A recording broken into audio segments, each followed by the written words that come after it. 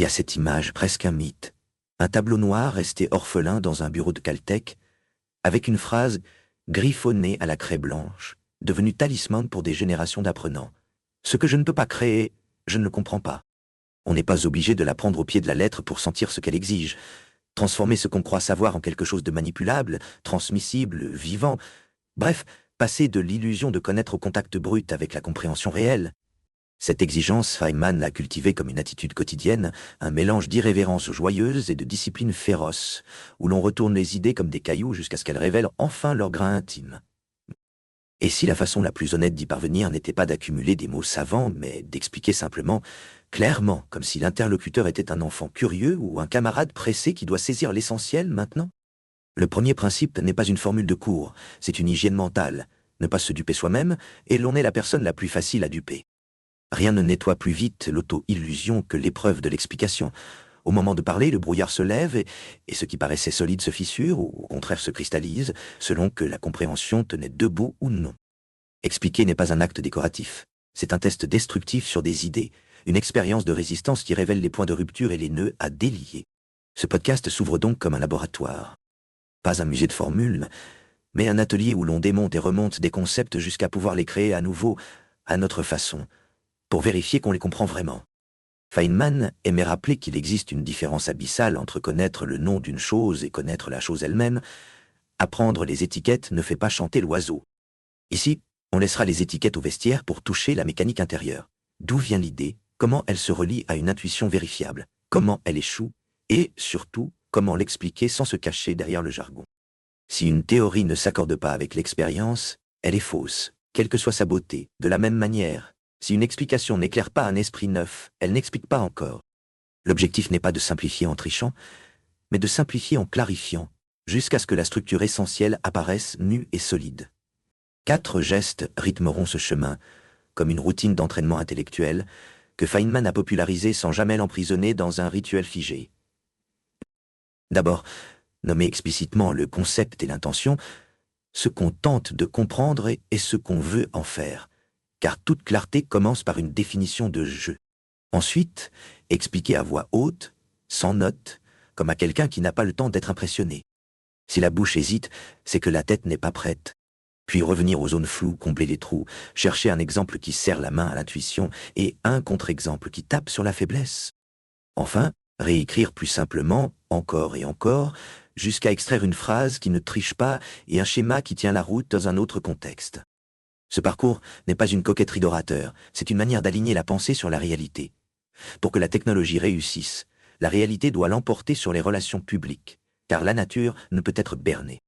Ici, la nature de nos idées, c'est leur capacité à survivre, au feu croisé de questions naïves, et d'amples précis sans quoi elles restent des slogans. L'explication devient alors une expérience, pas une figure de style. On testera des analogies, et on les abandonnera si elles flattent plus qu'elles n'éclairent. On gardera ce qui prédit correctement, ce qui se vérifie, ce qui permet d'inférer et d'anticiper. Car expliquer, c'est aussi prédire ce que l'autre va demander ensuite, et s'y préparer en rendant le terrain praticable, pas en dressant des barrières terminologiques. Bon. Il y a une joie particulière à faire cela, une joie proche du jeu, que Feynman revendiquait. Étudiez ardemment ce qui vous intéresse le plus, de la manière la plus indisciplinée, irrévérencieuse et originale possible. Apprendre en expliquant n'est pas une punition. C'est un sport de glisse cognitive où l'on prend de la vitesse dès que la pente est bien dessinée. Et cette pente, c'est la logique interne de l'idée, pas son prestige. On avance avec le plaisir de comprendre, mais aussi avec l'humilité de reconnaître les bords du savoir. Nul besoin de prétendre tout comprendre pour viser juste et utile. Il suffit d'affûter l'explication qui tient face aux faits. Ici, la précision est une courtoisie, la clarté, une exigence, et l'honnêteté le garde-fou qui empêche de se raconter des histoires flatteuses. Alors, que va-t-il se passer dans cet épisode d'ouverture? On choisira un concept familier et on le déshabillera jusqu'à l'ossature, on l'habillera ensuite d'images qui ne mentent pas et on vérifiera qu'il marche dans des situations nouvelles, comme on teste un mécanisme sur route ouverte. On laissera résonner quelques phrases de Feynman, rares, choisies, non pour brandir de l'autorité, mais pour rappeler l'esprit de la démarche, ne pas se duper soi-même. La nature ne peut être bernée, ce que je ne peux pas créer, je ne le comprends pas. Et si, chemin faisant, une zone d'ombre persiste, On la traitera comme un point de départ, pas comme une honte. Chaque question bien posée est déjà une demi-explication en germe. Au fond, ce podcast propose un pacte simple. Apprendre à rendre les idées partageables pour mieux les posséder, car une compréhension qui ne se transmet pas est une compréhension qui s'évapore dès que la mémoire se relâche. Expliquer, c'est condenser le savoir en une forme stable, compressée et testable, qui résiste au temps et à la contradiction. Exactement ce que la science exige des théories face à l'expérience. Ici, chaque épisode sera une invitation à créer la compréhension plutôt qu'à réciter son nom, à éprouver l'idée plutôt qu'à la célébrer, à mettre la curiosité au travail plutôt qu'à la muséifier. Parce qu'à la fin, une bonne explication n'est pas un ornement. C'est une promesse tenue entre l'esprit et le monde, et une promesse qui tient se reconnaît immédiatement. Elle fonctionne simplement, et elle donne envie de continuer. Aujourd'hui, tout tourne autour d'un pari simple, la clarté n'est pas un luxe oratoire, c'est un test de réalité sur les idées, et le meilleur moyen de s'y soumettre est d'expliquer encore et encore, jusqu'à ce que ça tienne debout tout seul. Le fil rouge sera de démonter un concept, le reconstruire avec des mots simples, repérer les fissures, les colmataires, puis vérifier qu'il roule sur route ouverte, comme Feynman le faisait en refusant tout vernis qui masque l'ignorance réelle. On avancera avec quelques balises. Ce que je ne peux pas créer, je ne le comprends pas, ne pas se duper soi-même, et la nature ne peut être bernée, non comme slogans, mais comme garde-fou méthodique. Expliquer transforme la connaissance passive en compréhension active. Cela force à choisir une ossature, à émonder le jargon et à faire place nette pour l'intuition qui prédit et relie, pas seulement qui nomme. C'est aussi la manière la plus fiable d'éviter l'auto-illusion que fustigeait Feynman. On est la personne la plus facile à tromper, et parler clair devant un esprit neuf rend la triche presque impossible. Dans ce podcast, chaque concept sera mis en situation par l'explication, parce que la clarté est une épreuve matérielle, pas une décoration rhétorique. La méthode se déroule en 4 gestes. Cibler un concept précis, l'enseigner avec des mots simples, combler les lacunes mises à nu, puis simplifier et réexpliquer jusqu'à solidité. Ces étapes ne sont pas un rituel figé, mais un cycle d'essais-erreurs lucides, parfaitement compatible avec l'esprit de jeu et de curiosité revendiqué par Feynman. L'objectif n'est pas de faire court, mais de faire clair, et la concision n'est acceptable qu'une fois la structure interne devenue évidente. Étape 1. Cibler. Commencer par un sujet précis et utile, inscrit au sommet d'une feuille blanche pour éviter de se noyer dans les généralités et forcer la pensée à choisir un terrain de jeu bien borné. Se demander que veut-on pouvoir prédire ou expliquer à la fin, concrètement, sans revenir aux notes, car le but n'est pas de réciter mais de créer une compréhension manipulable. La discipline de choisir un concept circonscrit est déjà un filtre contre l'illusion de couverture totale point-point. Étape 2. Expliquer. Dire l'idée avec des mots du quotidien, comme à un élève curieux de 12 ans, en bannissant les étiquettes tant que leur mécanisme n'est pas mis à nu. Si un terme technique s'impose, le définir par un exemple vivant et une contre-exemple qui mord, jusqu'à ce que l'intuition soit testable et qu'elle permette d'anticiper une question suivante. Ce passage est le crash test. S'il y a hésitation, c'est qu'il y a zone floue et c'est précisément ce qu'il fallait révéler. Étape 3. Combler. Retour aux sources pour combler les trous, livres, articles, expériences courtes, questions à des pairs, tout ce qui convertit l'inconfort en compréhension consolidée. On complète la feuille blanche en gardant la même exigence de clarté. L'ajout n'a de valeur que s'il réduit l'ambiguïté et renforce la capacité à prédire ou expliquer. Si une zone reste floue, on relance le cycle jusqu'à obtention d'une structure robuste, sans se payer de mots. Étape 4. Simplifier. Réécrire plus simple, couper, réordonner, et recommencer l'explication comme si l'interlocuteur arrivait pour la première fois, en testant la solidité sur des cas nouveaux. L'analogie est bienvenue, si elle éclaire sans tromper, et on l'abandonne dès qu'elle flatte plus qu'elle n'explique, car la nature ne se laisse pas berner par un style séduisant. Le critère de fin est pratique. L'explication marche hors contexte, sans prothèse, et un esprit neuf peut l'utiliser comme un outil. Feynman posait la règle d'or. Le premier principe est qu'il ne faut pas se tromper soi-même, et l'on est la personne la plus facile à tromper, ce qui impose de signaler ses propres limites et conditions d'application. Ici, chaque explication embarque ses hypothèses explicites et ce qui ferait changer d'avis, pour rendre visibles les conditions où elle échoue. On préfère une clarté modeste à une brillance qui masque les inconnus, parce que la réalité finit toujours par l'emporter.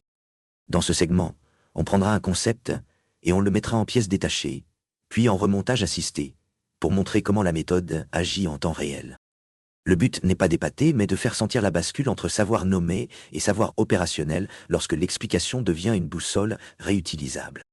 On terminera par une translation du concept sur un exemple inédit pour vérifier que la compréhension ne tient pas à un décor particulier. Supposons un concept familier mais glissant. La différence entre décrire et prédire dans une théorie, pivot des cours de Feynman, et de sa pratique expérimentale. On commencera par une description naïve, puis on exigera une règle qui anticipe un cas non vu. Tant que l'explication n'engendre pas de prédiction, on considère que la compréhension est encore verbale. Cette exigence rappelle la maxime. Si la théorie ne cadre pas avec l'expérience, elle est fausse, quelle que soit sa beauté, et nos explications doivent se plier au même verdict. Une bonne analogie est un simulateur mental. Elle permet d'exécuter des scénarios et de voir si l'issue correspond à la réalité, sinon on la remplace. On évite l'analogie qui hypnotise, on choisit celle qui contraint, celle qui autorise des calculs à la main de bon sens, et les expose au démenti des faits. La nature ne se laisse pas impressionner, c'est notre juge muet, mais incorruptible. On adopte le réflexe de petites expériences rapides, formuler une hypothèse, tenter une explicitation minimale, tester sur un cas neuf, consigner le résultat en une ligne. Même pour un concept abstrait, une mise à l'épreuve narrative ou un problème simple fait ressortir les angles morts et renforce l'explication.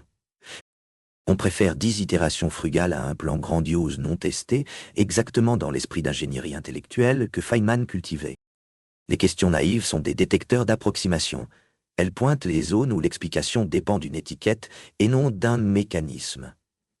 On s'entraîne à prédire la prochaine question et à préparer une articulation qui y répond sans changer de vocabulaire. Signe que la structure est bien posée. Ce jeu d'anticipation renforce la robustesse et met à l'épreuve la cohérence globale. Ce que je ne peux pas créer, je ne le comprends pas. Écrire, schématiser, démonter, remonter, c'est la version cognitive du créer exigé ici. La nature ne peut être bernée. Si l'explication ne prédit pas correctement, on recommence. Si elle prédit, on la simplifie jusqu'à pouvoir l'enseigner sans béquille. Ces deux phares évitent l'ornière de l'effet de style et gardent l'effort ancré dans le réel. Proposer une routine hebdo, un concept, une feuille blanche, une explication à voix haute, une liste de trous, un comblement ciblé, une version simplifiée, un test hors contexte. Documenter en 3 colonnes. Idée, question typique, contre-exemple, pour s'assurer qu'on ne fiche pas une façade sans profondeur. Clore par une phrase synthèse qui ne triche pas et que l'on peut défendre devant un esprit neuf. Feynman défendait une curiosité joyeuse, indisciplinée et originale. Apprendre en expliquant n'est pas une punition, c'est un sport d'exploration avec frisson de découverte. Ce plaisir est un carburant durable. Il compense l'effort d'avouer ses zones d'ombre et de recommencer jusqu'à clarté. On garde l'espièglerie comme méthode. Jouer avec les idées, c'est aussi les rendre plus transparentes. Le prestige des mots est une tentation. Remplacer l'effort de créer par l'ornement de nommer. Ici, on lève le pied et on revient à la mécanique. On rappelle la règle d'intégrité. Reconnaître ce qu'on ignore, expliciter ses hypothèses et inviter la contradiction amicale pour durcir l'explication. L'auditeur devient partenaire d'essai, pas spectateur passif. Une bonne explication indique son domaine de validité, où elle marche, où elle se casse, et pourquoi, comme une carte avec ses bords. Ce geste transforme une leçon en outil. On sait quand l'utiliser et quand s'abstenir, ce qui est le cœur d'une compréhension opérationnelle. On ne craint pas le Babylone. On conclura chaque épisode par une mission de feuille blanche. Choisir un concept, écrire une explication en 10 lignes simples, l'éprouver sur un cas inattendu, puis la raccourcir en 5 lignes sans perte de substance. Ce défi s'accompagne d'une question piège typique et de son contre-exemple, pour entraîner l'anticipation et l'honnêteté épistémique comme point. Au fil des semaines, la bibliothèque d'explication deviendra un arsenal de compréhension réutilisable. Alors voici le moment où l'on referme le cahier, pour mieux l'ouvrir sur une page neuve, car cette heure passée ensemble n'avait qu'un but. Mettre en place un rituel de clarté qui résiste au décor et qui transforme une explication en expérience, comme Feynman le réclamait quand il rappelait que la nature ne se laisse pas impressionner par le style. La vérité, c'est qu'une idée n'est jamais vraiment acquise tant qu'elle ne peut pas être transmise sans béquille, testée hors contexte et ajustée avec honnêteté quand les faits la contredisent, précisément parce que la nature ne peut être bernée. Et ce verdict exigeant n'est pas une menace, c'est une libération. Là où finit la posture, commence la compréhension, et l'explication claire devient le fil d'Ariane qui permet de sortir du labyrinthe des mots pour entrer dans l'atelier des mécanismes. On peut continuer à admirer les formules et les grandes phrases, mais l'ambition ici est plus simple et plus haute.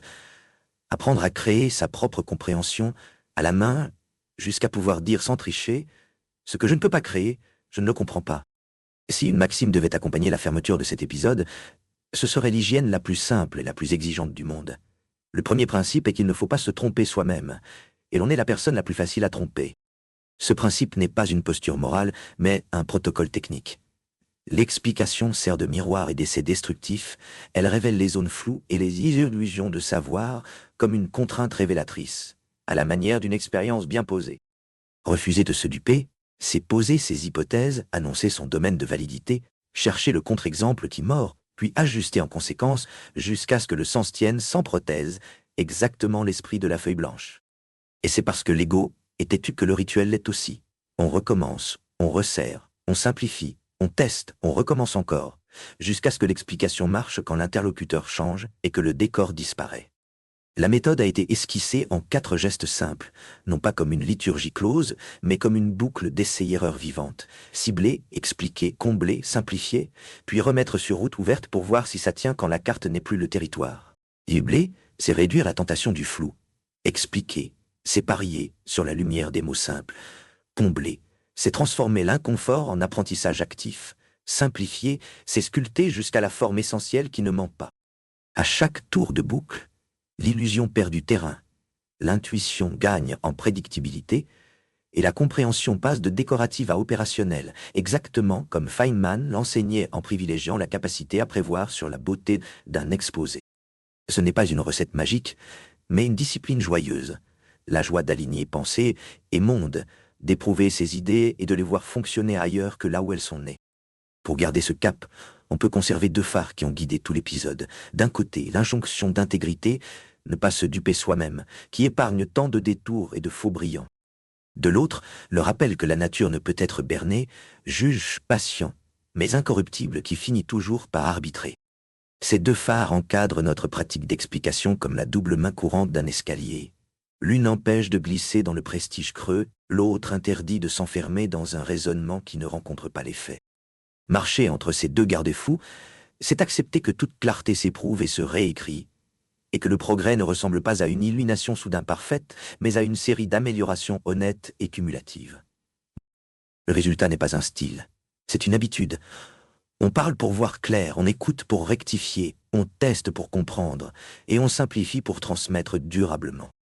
Certains diront qu'une explication n'est jamais simple sans perte. C'est vrai lorsque simplifier signifie tronquer, mais faux, lorsque simplifier veut dire organiser, clarifier, aligner sur l'essentiel qui prédit correctement et se généralise. Feynman ne célébrait pas l'ornement, mais la capacité à toucher la charpente. Faire sentir d'où vient une idée, comment elle tient, où elle casse, et à quelles conditions elle recommence à marcher, sans renfort de prestige. Dans cet esprit, ce que l'on garde n'est pas une jolie formule, mais une procédure personnelle, une feuille blanche hebdomadaire, un cas de test neuf, un contre-exemple pugnace, une version appui B de l'explication, jusqu'à ce que la B devienne évidente. Il ne s'agit ni de réciter ni de séduire, mais de forger un outil mental qui tiendra le choc en dehors du studio, dans la vraie complexité d'un projet, d'un cours, d'une discussion, d'un code ou d'une preuve. Alors, à la fin de cet épisode, la consigne est simple et concrète. Choisir un concept avant de fermer l'application, écrire son titre en haut d'une page, et tenter une explication en 10 lignes sans jargon, comme à un camarade pressé mais exigeant, maintenant, pas demain. Au moment où la main se fige, entourée le nœud d'un trait rouge, c'est le point d'apprentissage de la semaine. Celui que l'on va résoudre en revenant aux sources, en posant une question, en faisant une petite expérience, en dessinant un schéma, en écrivant un court code, selon le domaine. Reprendre alors l'explication, l'alléger sans l'appauvrir, lui trouver un exemple qui serre la main à l'intuition et un contre-exemple qui mord, puis la tester sur un cas inattendu pour s'assurer que la compréhension tient hors de son berceau. Terminer par une phrase outil honnête, celle que l'on peut confier à un tiers sans s'excuser et qui servira de base au prochain épisode personnel d'apprentissage actif. Pour refermer vraiment, revenons une dernière fois à l'image du tableau noir. Ce que je ne peux pas créer, je ne le comprends pas, n'est pas une injonction à tout reconstruire ex nihilo, mais une invitation à refaire le chemin avec ses propres pas. Assez pour pouvoir l'enseigner sans prothèse. Créer, ici, c'est réassembler le concept à partir d'éléments compréhensibles. C'est lever la brume en parlant clair. C'est poser des hypothèses et s'offrir la possibilité de les réviser. C'est préférer le fonctionnel au décoratif. Et comprendre, C'est savoir où l'outil marche, où il casse et comment il se répare. C'est pouvoir l'appliquer hors de sa vitrine. C'est accepter le verdict du réel, quand il dément, pour mieux repartir au tour suivant. À ce compte-là, chaque explication réussie devient une petite promesse tenue entre l'esprit et le monde, et chaque promesse tenue est une victoire paisible qui donne envie de continuer, une page blanche après l'autre. Que garder enfin de l'attitude de Feynman, sinon la curiosité joyeuse et l'irrévérence constructive, ce mélange rare qui autorise à questionner les évidences sans cynisme et à travailler sans solennité superflue, parce que la bonne humeur n'empêche ni la rigueur ni l'exigence. Étudiez ardemment ce qui vous intéresse le plus, de la manière la plus indisciplinée, irrévérencieuse et originale possible. La phrase vaut mot d'ordre pour l'atelier que l'on ouvre ici, à condition d'ajouter l'hygiène qui l'accompagne, ne pas se duper soi-même et tester au contact du réel. Ce sera notre boussole pour les épisodes à venir. Choisir des concepts qui comptent, raconter leur mécanique, les éprouver, les simplifier, les transmettre et recommencer jusqu'à ce que l'outil soit prêt pour d'autres mains et d'autres situations. Au prochain rendez-vous, la page blanche nous attendra comme un espace de jeu et de précision. On y déposera une idée, on la fera marcher, et l'on repartira avec un instrument de plus dans la boîte, forgé à chaud par l'explication, refroidi par l'expérience, poli par la simplicité. Et si une seule phrase devait siffler doucement à l'oreille, ce serait celle car. Ça peut pas de bruit doucement à l'oreille. Ce serait celle-ci. Ne pas se duper soi-même, parce que la clarté commence là, et que la joie de comprendre suit de près, fidèle compagne de route pour celles et ceux qui font de l'explication un art, une méthode et, finalement, une manière de vivre la pensée. Fermer l'épisode, ouvrir la page, tracer le titre, parler à voix haute, corriger, tester, simplifier, transmettre. C'est modeste, c'est exigeant, et c'est exactement ce qui fait progresser une explication honnête après l'autre.